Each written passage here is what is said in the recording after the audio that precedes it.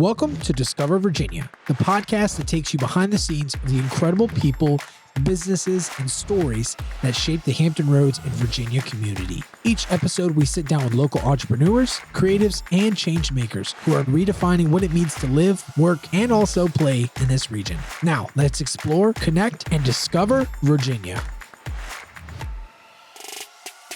Hey everyone, welcome back to the Discover Virginia podcast. Today we are at our new summer setup over here at the Slover Library, and joining us today are two giants in the entrepreneurial landscape that are normally behind the scenes, but we have fortunately coaxed them out with free beverages from our sponsor today over at Christine & Kimbrough Free Life to talk about their upcoming event with the Startup World Cup this coming month, September, right? August. Wow. August 21st. Yeah. Oh my gosh. Tim, Ryan, and Zack Miller, welcome to Discover Virginia podcast. Howdy. Thanks for having us. Yeah. So before we jump into the Startup World Cup, I have to ask, because you guys are both serial entrepreneurs and business owners, can you take us back to your first business that you ever created, whether it won or lost, and what was that experience like for you? And we'll just set a virtual shot clock of 2 minutes or less. Yeah, I'll jump in. I guess I was a paper boy when, back when people used to have papers delivered to their home, and I used to deliver papers, and I would be responsible to go door to door, and we'd hand someone a paper ticket of proof of that they paid for the week. And so I would have to collect all that money, and then I would have to pay the bill back to the newspaper organization. So yeah, I think I did that when I was, You need to tell people what a newspaper is. Yeah, right. I was about to say, is that... I mean, like, dude, it's crazy. I'd be like, yeah. It's black and white and red all over. Black and white and red all over. But seriously, though, gosh, I would have to go door to door and collect money. It was like a dollar a week or something, and then I did that as a kid, and I didn't always wake up with my mom because she would. We would go together. She had the route.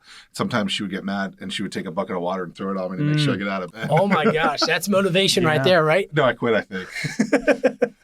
That was your first gig? That was my first gig, yeah. Then I did move on to dishwashing back in the day. So okay. I worked my way up. That's cool. I did. Cool. I got like $100 from my grandma one year. Yeah. And decided to mow lawns, buy a lawnmower with that. So I went door to door in my neighborhood, mowed lawns. Yeah. I would do that too. I would shovel snow, rake leaves. Yeah. Yeah. Called it a guy in a rake, had business cards. Probably made like a decent amount of money back then. And, candy, video games. Yeah. You need these things in life. So that was my first entrepreneurial journey, endeavor. Very, very interesting. So paperboy, and then a lawn serving business, a guy with a rake, a boy with a rake. How old were you? How old were you guys? I got. Yeah, I think I was probably 12. 12? Okay. Well, I was just saying boy if you were younger. Yeah. I always say it was 10, but who knows if that's I don't know. I remember they made an exception because you had to be a certain age, and I was just under that. Sure. I don't remember what it was. He's from New York, so, they make a lot of exceptions there. Well, Zack, Tim, we're so glad to have you guys on the show today. Last year, I officially met you guys at the Startup World Cup, where you introduced some of the biggest up-and-coming brands here in the Hampton Roads, Virginia area. And one of the things that stood out to me was just how rich the entrepreneurial, landscape is for Hampton Roads.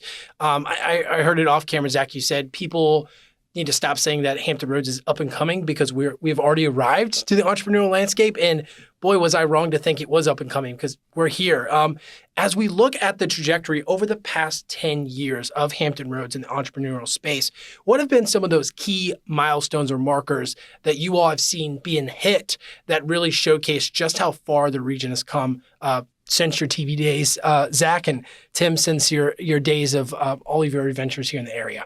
I think for you, really, Zack was like the pioneer, if you will. Like Zack was the guy that started doing things, and at that point, there was a couple events a year, maybe an event a month back in the day. So like when I first, I was told Zack is the guy you need to meet, and then that's how we first met.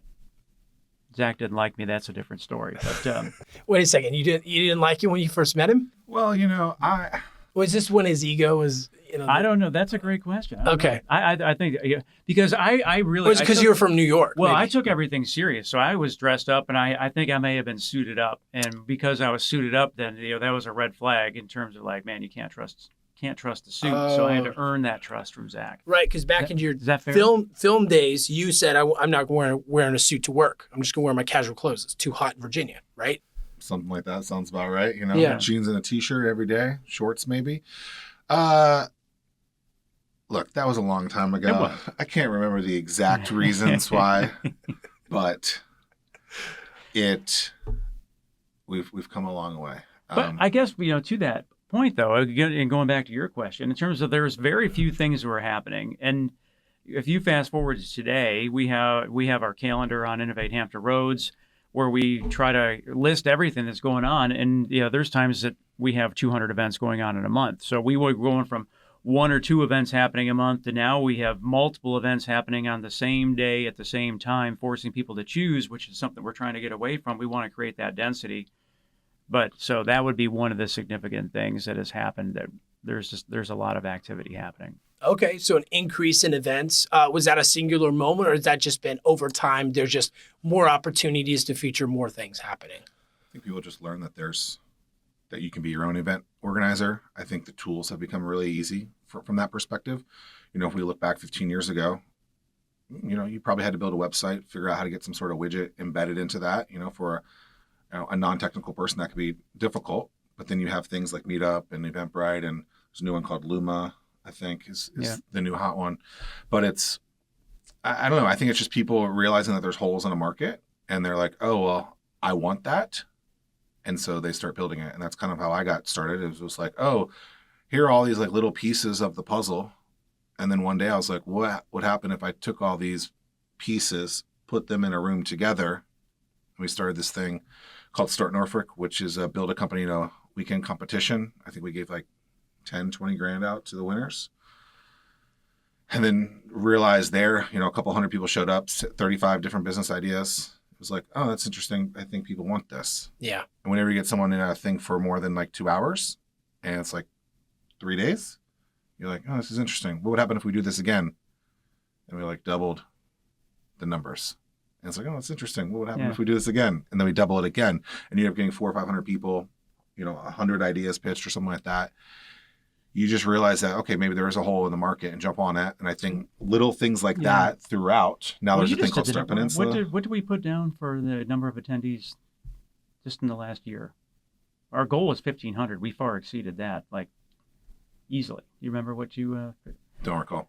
But I mean, I think just a lot of people are a lot more active than they once were. And I think people are realizing that, oh, there's opportunities to do things. I think meetups are less formal. Events are typically less formal. And I think kind of things there's kind of like 2 different kinds of business communities, right? There's kind of like your formal business community, and there's kind of like the rogue business community, right? I would attach myself onto that side, I would say. And it's like, okay, like if you're not, especially way back when, if you're not part of like that group, do you feel left out because it just doesn't work for you? But then there's this other side. I think being able to help facilitate and expand and grow that has been, I don't know, one of the coolest things I've ever done. And just you just get to meet a lot of different people, and it's been a fun little journey. Sure. So it sounds like consistency has played a key part as well. I'd like to kind of unpack that question a little bit more, though, because it wasn't quite clear if there was any specific milestones or advantages. Because, I mean, like you guys have your own show, the Fervent 4 podcast as well. I mean, there's plenty of ways to get information out there to invite people to events, but to get them to come is actually a completely different story, right? Creating the activation and then having them actually convert into business is, I think, one of the things, the hallmark of what you all have done so well. So I'm picking on you a little bit, asking the same question again, but what was it about that process of like specifically having more events that led you to realize, hey, here's the way in which we can activate this business community more so than just in a community that just hosts more events and hopefully we get more business? Yeah, I think from the Start Norfolk days, I mean, that's 15 years ago. I had gone to Atlanta for a conference, met someone who had been at something called Start Atlanta, very similar concept. Sure. And I reached out to someone at that organization and said, hey, you should do this, in Norfolk. You do this in Hampton Roads. And the guy was like, where the hell is Hampton Roads? Where's Norfolk? I don't want to do this. But something along the lines of that. And I was like, oh, that's interesting. You just told me no, but I feel like there is something here because I'm seeing that there are these individuals that are showing up to different events. Sure. What would happen if you put them all in one room? And so, I mean, that could have been a catalyst, if you will. I think consistency is certainly key Across the board. I mean, we've been at this for a long time, and between the two of us, we have hosted Thousands. many events. Yeah. And even going back to the Startup World Cup last year, I mean, like that was our whole thing was we can't continue to do the same thing over and over again. We've got to continue to reinvent ourselves. Our goal was how many shots of dopamine can we give people throughout the course of the night? We wanted to always keep people guessing. And so we turned the whole event upside down, and we're going to do the same thing this year. Yeah. And it was a very fun event as a spectator myself.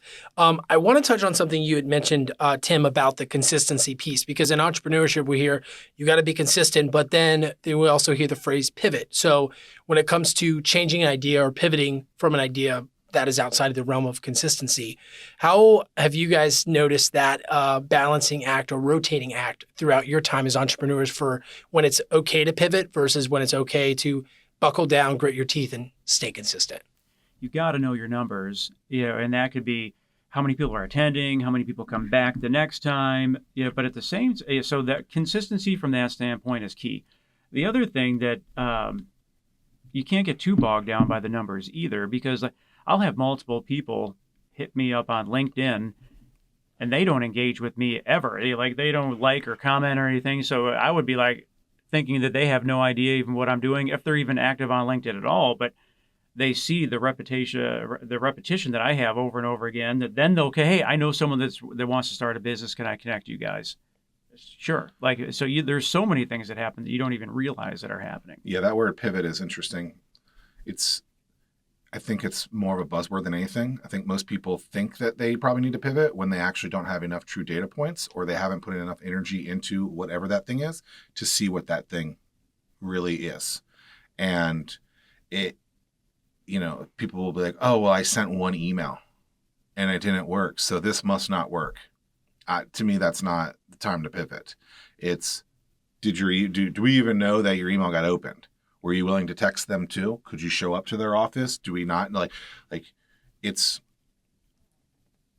people quit too early, and people are moving off of something way too frequently without really getting an answer as to why, right? It's like the World Cup this year.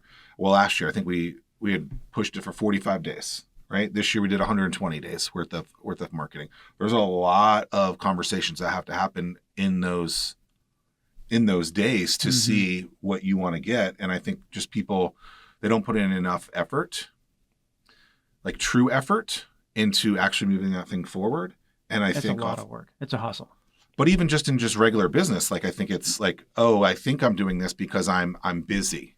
But there's a difference between being busy and, a correct busy. Sure, right. Because there's the activation of or the process or task of answering email or doing administrative task versus the task of calling somebody that could land a sale or a brand deal or something of that nature, right? So or an hour-long meeting when it should have only been 5 minutes. or the fact the other thing we talk about is pick any major event, Super Bowl, golf tournament, Grammys, whatever. I mean, they're advertising that nonstop, months in advance, and you have to do the same on your end. I'm a big wrestling fan, WWE, and they announce WrestleMania a year beforehand. They're trying to fill up a football stadium, 60, 70, 80, 100,000 people. It takes a little while to sell that many seats, right? And so it's same with concerts, right? It takes a little while to sell out this many seats, and I think people should take that approach into it and realize that, okay, this isn't a short period of time, like Oasis, the British rock band. Is that what they're touring now again? Oh, are they? You didn't know this? I did not know this, but I would love to see them. I did see them back in the day. I have too. British rock bands, over my head there, but what? Yeah. Oh, you're my Wonderwall. Yeah. Is it Wonder? Okay, yeah. Yeah, so. But they announced that a lot earlier, right? It accommodate correctly in this and realize that things take time, and to really look in the mirror and say, am I doing everything that needs to happen to make this happen? And I think oftentimes the answer is no, unfortunately. Yeah. Before we dive into the World Cup, because we definitely have to cover that today, I wanted to ask one final question here in our business segment where we're talking about that entrepreneurial journey of doing those activations and tasks. What do you think stops most business owners from becoming successful, whether that's the fear of rejection or quitting overall, that ultimately keeps them from, moving forward in their venture? I mean, that's a tough question to unpack. There's so much that goes into it, but Yeah, luck is really important. timing, luck. But you got to be able to fight. You got to be able to fight those highs and fight those lows. Like it's wild. Yeah, that's a big thing. Celebrate. I tell everyone, celebrate every win, no matter how small, because when you get punched in the face tomorrow, that win is that's gonna be what gets you up and dust yourself off.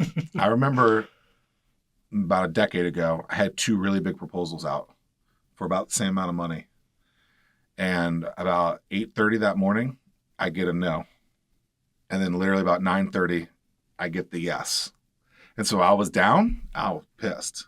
And then a couple minutes later, Yeah. so this is a very, like, people talk about this and it's very difficult to do, but really trying to be, even keeled with it. I mean, And there's a lot of truth in it. The harder you work, the luckier you get. I mean, you really got to put yourself out there, and it's amazing, especially when it comes to events. Like we could be like, gosh, we're coming up to the deadline. We don't have the number of attendees, and then when you really dive in, and it's amazing to see how that changes. that reminds me, so I interviewed Damon John a long time ago, and he has this book, I think it's called Broke. And the whole concept is act like you're broke in business, because if you act like that, even if you aren't, that grit, like that hustle is just uncanny in that situation. It's like, okay, well, if you don't have money, how are you going to get the money? So if you act like you're broke, it's really, it's unique. And then when I asked him, like, when he hears no in business, what does that mean? He goes, oh, a no is an absolute maybe, because it's my job to then ask and facilitate better questions to figure out why. And so from that, I learned, like, okay, like, why did you get this business if you want it? Why did you lose it? Or why aren't I getting it yet? And not being afraid to push that and be like, I guess, is it just time? Is it money? Trying to get a true answer out of someone? Because I think oftentimes people they assume the answer is one thing when they actually have no real data point, have not been told any data point as to why the answer is one way or the other. And so trying to get that data point, I think, is important. Yeah. But yeah, people are just not willing to do whatever it takes to succeed, I think. Wow. Well, that is definitely a very unique perspective to have too, considering, your skill set in the business space, which is why we want to definitely cover the Startup World Cup next. You guys, as I mentioned before, the literal giants in the entrepreneurial space behind the scenes. Tim, you're with Innovate Hampton Roads, and that's part of, is more of a sister conglomerate with Startup World Cup, or is it's within that? We were asked to. Yeah.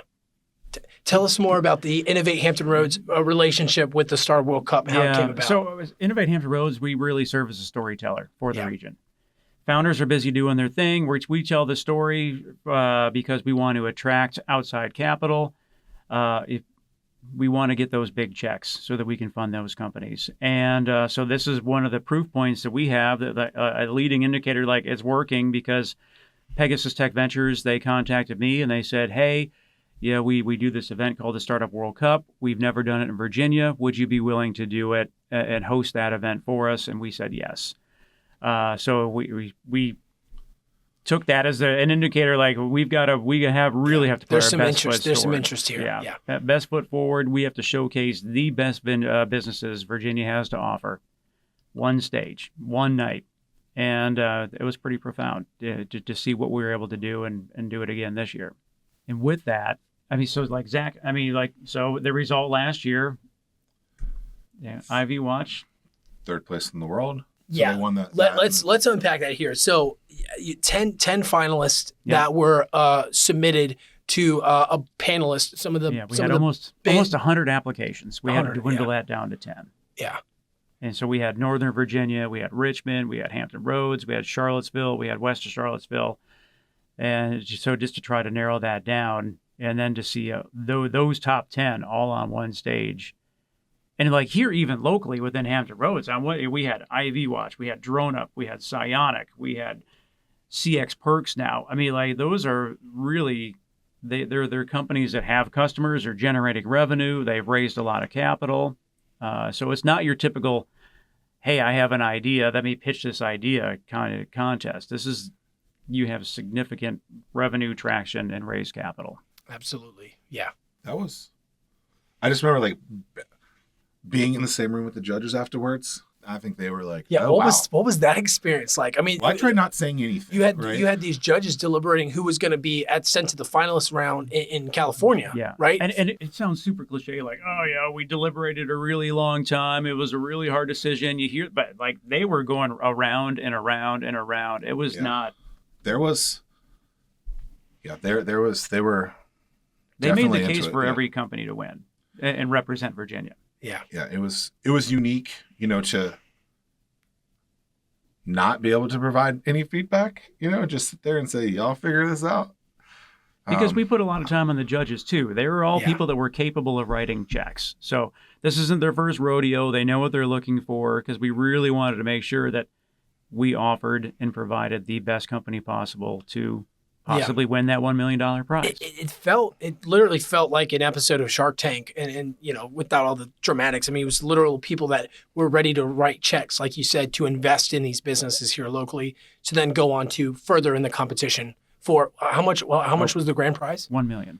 $1 million. Wow. Well, if you think about last year's winner, Ivy Watch, it's a really interesting and kind of an easy story to tell. Like if you go to the hospital, you get an IV, the needle misses 1 out of every 6 times. So they built a device to make sure that like if it missed your vein, that it detects that. And so triggers an alarm.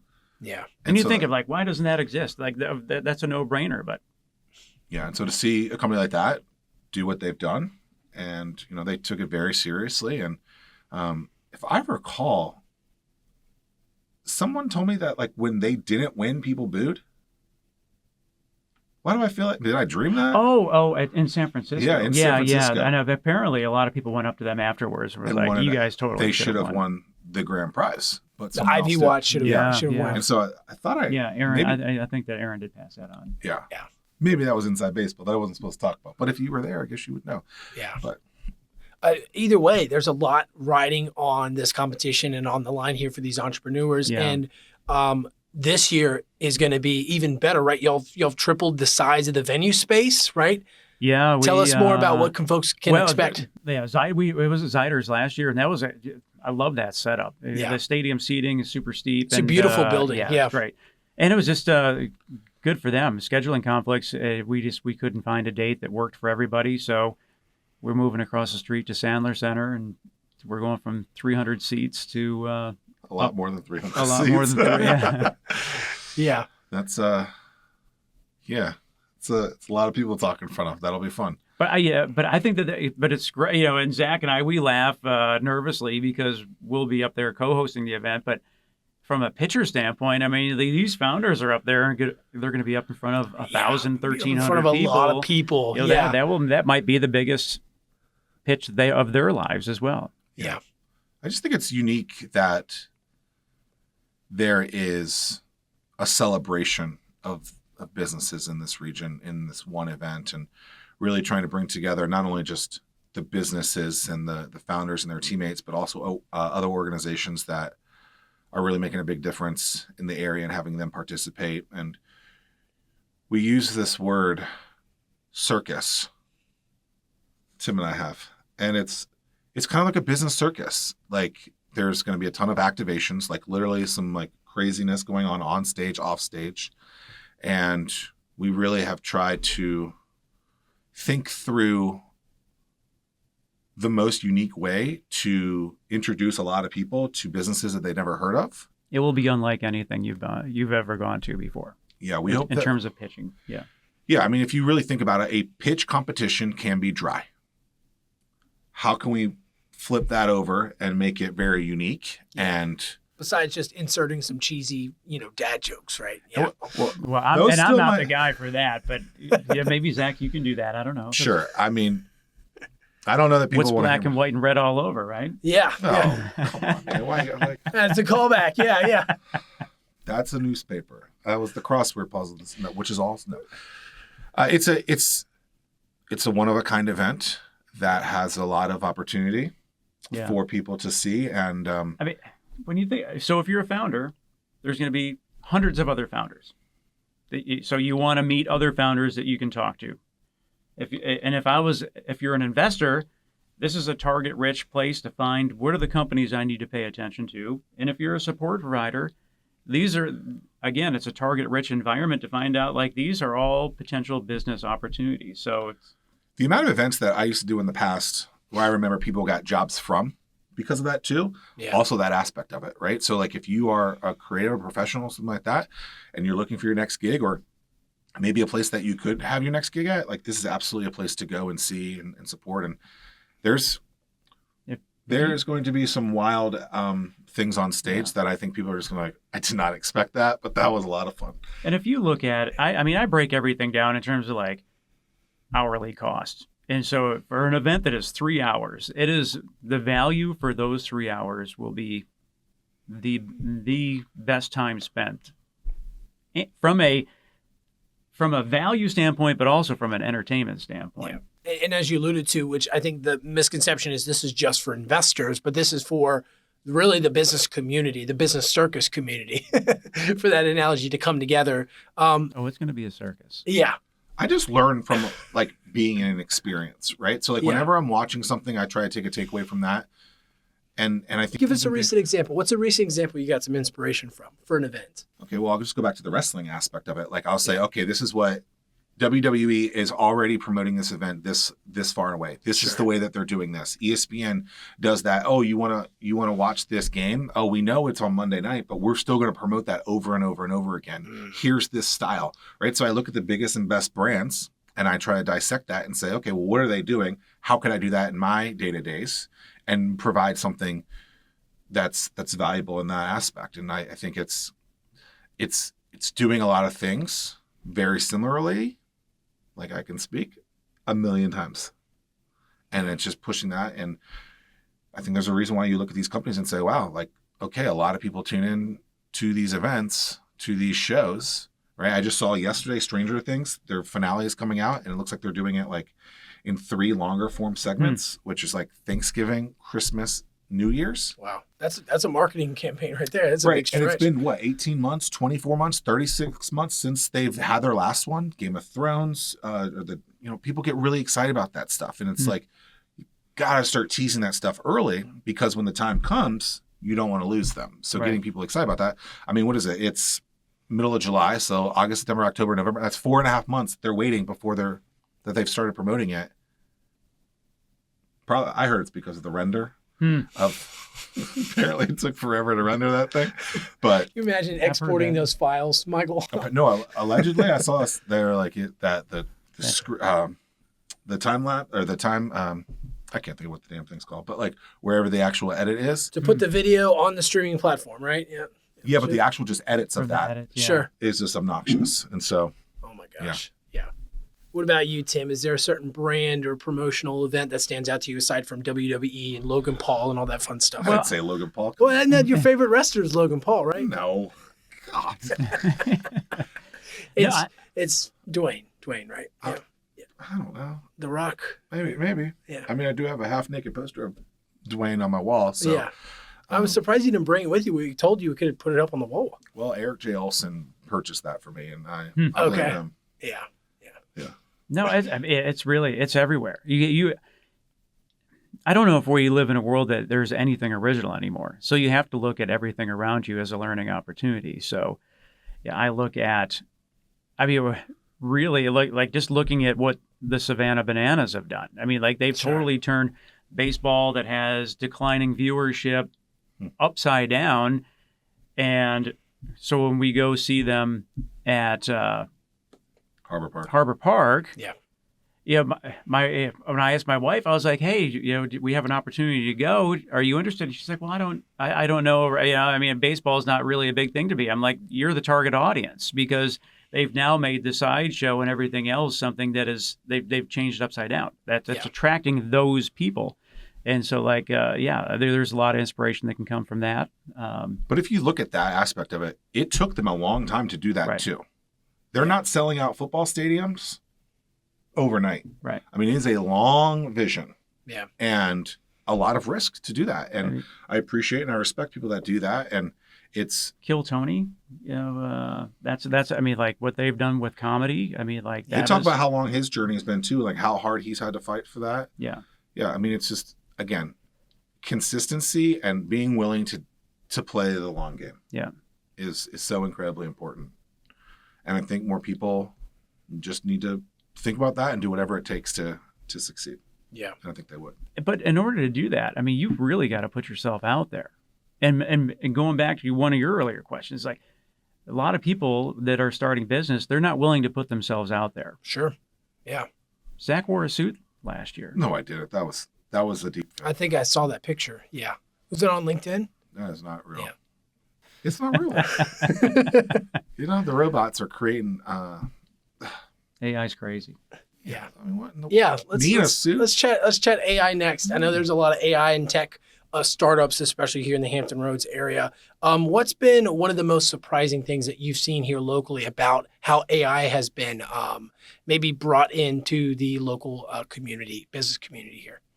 Me personally, I have an AI first mindset just Yeah. because we're a super lean organization. We have to be very cognizant of time. That drives a lot of decisions. So as a really lean organization, we're able to do the work of 10, 12 people easily. I think that the thing that really surprised me is I think that we are our community, our region is a very late adopter.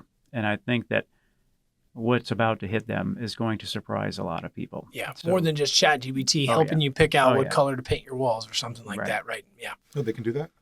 Yeah. You can ask ChatGPT anything. Yeah.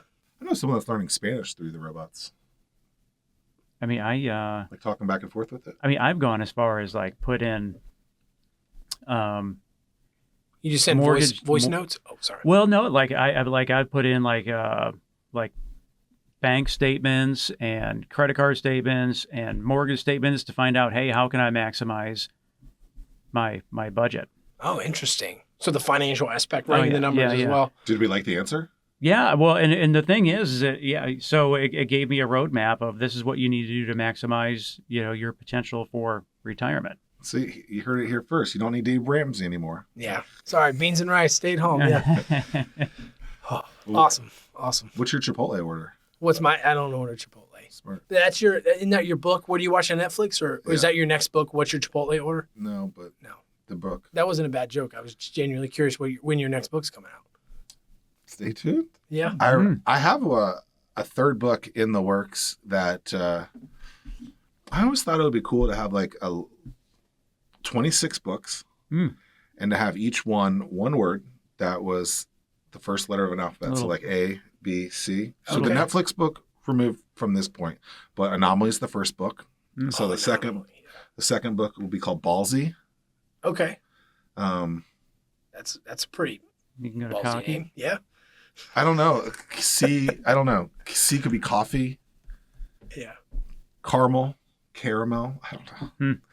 But yeah, that book's been in the works for a little bit. So got to figure out what the image could look like. Just a bunch of balls on a court. Well, I mean, you could probably leverage AI for the images. Didn't work the first time I tried it. Haven't tried it in a while. But yeah, to your point though, I mean, it allows you to start. It's not going to be your final product, but if you can start on second base or third base, that Yeah. time saving aspect is huge. Absolutely. Awesome. Well, we're going to take a quick break. And when we come back, we're going to be wrapping up the show here with some rapid fire questions. Stay tuned. So every episode needs a boost, and that's why we keep a fridge full of Free Life delicious non-alcoholic beverages. They have absolutely zero alcohol, but all of the flavor. Trust me, you're going to want to try one and stock your fridge full of Free Life beverages. And we're back.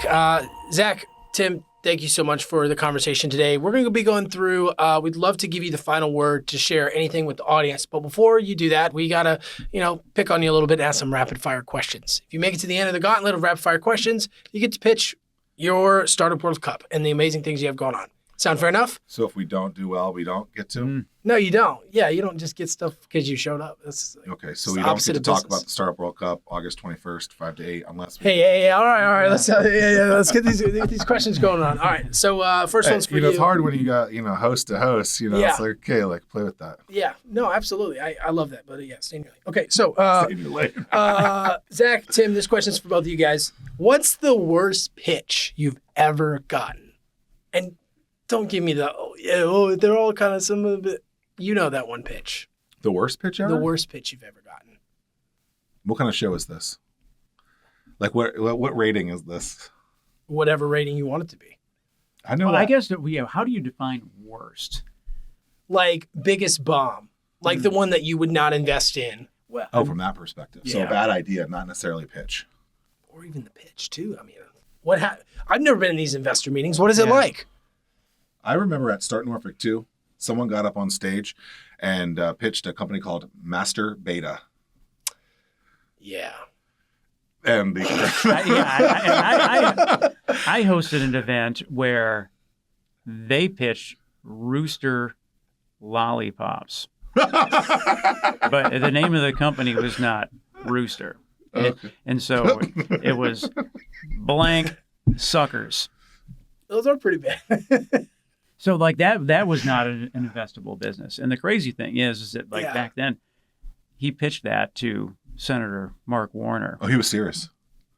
Yeah. Mark Warner was serious about investing, or Well, Mark Warner's response was, while I could not be an investor in the company, I could purchase a few of those and hand them out to some of my closest friends. Okay. So it's like a gag gift. the company, But the company was successful. They were in Vegas, like novelty. Oh yeah, I mean, Stores or whatever, anything but, phallic shaped in Vegas is going But to. that was like, that was his whole ending. It was like, what kind of sucker are you? Yeah. yeah, that's fine. Yeah, I think at the end of the day, it's people probably just don't practice enough, Yeah. and don't That's exactly it. don't pitch in front of your mom because your mom's going to give you really bad advice. Right. My mom still thinks I'm a good singer. Like terrible. Yeah, you have to practice. You can't just ramble. When it comes to the furthest distance, I understand one of you guys is a esteemed runner, Tim. So this question is for you. What's the furthest you've ever run in a single stretch? Several years ago, we did the Colonial 200. So we ran from Charlottesville to Jamestown. But that was gosh. over a course of a weekend. Yeah. And I think that I did, of that, I think I ran 50 miles, give or take. Oh my gosh, 50 But miles. you stopped in there. But that was not one continuous run. Yeah. But still, I mean, I would count that. So 50 What's the miles. longest though? A marathon. I got him beat. What's the furthest you've ever run, Zach? 31 miles. Run walk. Distance traveled above a leisurely walk. Yes. I probably ran 15, 16. I probably ran half that. Yeah. Next one. What is your favorite beach in Virginia Beach? Sandbridge.